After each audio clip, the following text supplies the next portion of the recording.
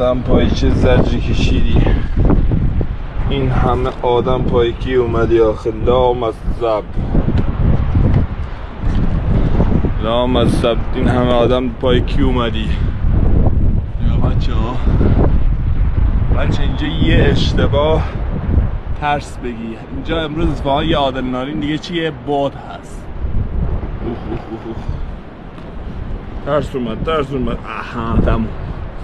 امروز باد اومده. این ارتفاع بیفتی امداد نجات هم نمیتونی اینجا بشینی. نیا کجاست؟